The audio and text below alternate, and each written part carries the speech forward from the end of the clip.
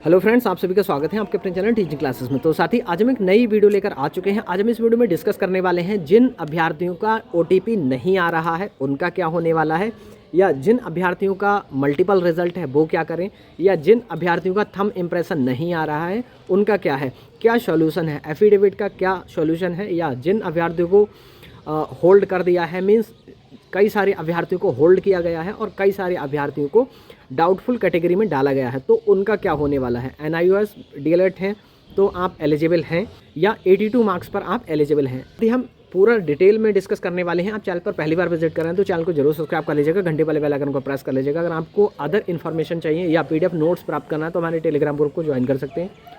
Telegram group का link इसी video के डिस्क्रिप्शन में आपको प्रोवाइड करा दिया। तो साथ ही फर्स्ट जो पॉइंट है वो यही है कि कई सारे अभ्यर्थियों का OTP सेंटर पर नहीं आ रहा था। तो फर्स्ट पॉइंट ये है कि अगर आपका OTP नहीं आ रहा है तो आप क्या करेंगे।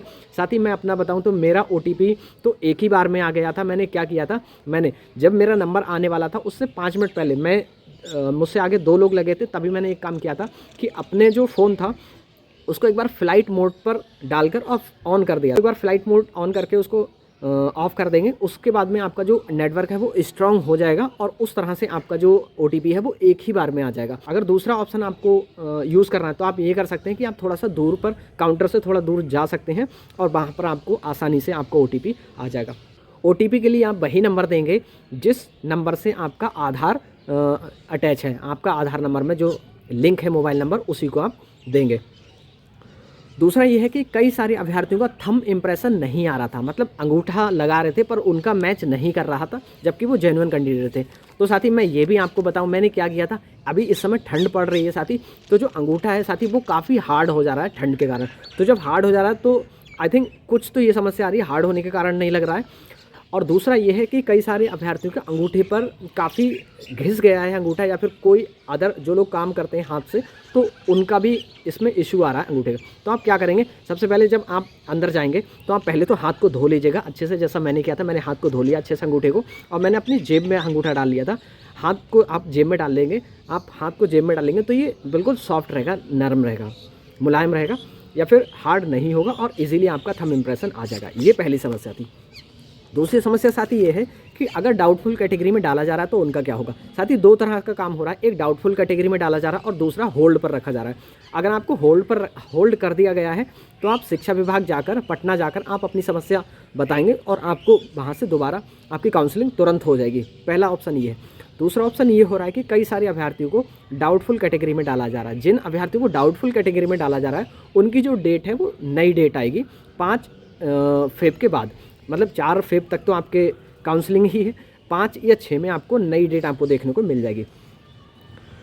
दूसरी समस्या ये है कि 6 to 8 वालों को क्या प्रॉब्लम हो रही है। तो साथ ही 6 to 8 के जो कैंडिडेट हैं, जो 6 to 8 वर्ग में जिनका सिलेक्शन हुआ है, उनको सेम समस्याएं आ रही हैं, सेम प्रॉब्लम यही आ रही थी कि थंब इम्प्रेशन नहीं, OTP की प्रॉब्लम और एफिडेविट की प्रॉब्लम। अगर नाम में कोई भी मिस्टेक है, खासतौर से आपके आधार कार्ड में जो भी आपने जितने डॉक्यूमेंट्स अपलोड किए हैं उनमें अगर कोई भी नाम में मिस्टेक है, आपके नाम में, फादर्स नेम में और मदर्स नेम में, तो आपको क्या करना है, एक एफिडेविट बनवा लेना है साथ ही।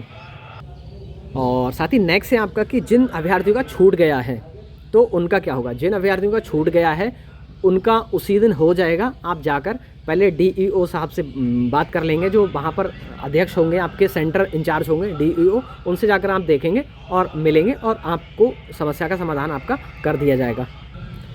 नेक्स्ट है आपका साथी कि आपको एफिडेविट कहाँ का चाहिए। तो साथी मैं आपको बता दूँ, आप जो हमारा सेंटर जो था, मुजफ्फरपुर जो सेंटर था, वहाँ पर जो एफिडेविट था वो मुजफ्फरपुर का ही मांगा जा रहा था, लेकिन अन सेंटर पर दूसरी जगह का भी जो एफिडेविट है वो अलाउ कर दिया गया है। लेकिन मैं आपको यही सजेस्ट करूँगा कि आप 1 दिन पहले चले जाइए या 2 दिन पहले चले जाइए सेंटर पर, और आप वहीं का अगर एफिडेविट बनवा लेंगे तो ज़्यादा बेटर है। आसानी से बन जा रहा है, कोई प्रॉब्लम नहीं आ रही है। आप किस कंडीशन में बनवाएंगे एफिडेविट, तो आपके नाम में, पिता के नाम में, मदर के नाम में, किसी के नाम में अगर मिस्टेक है, या आपकी DOV गलत हो गई है, या आपने रॉन्ग डॉक्यूमेंट्स अपलोड कर दिया है, तो इन सभी कंडीशन में आप एफिडेविट बनवा सकते हैं। फर्स्ट क्लास मजिस्ट्रेट का ही मांगा जा रहा है।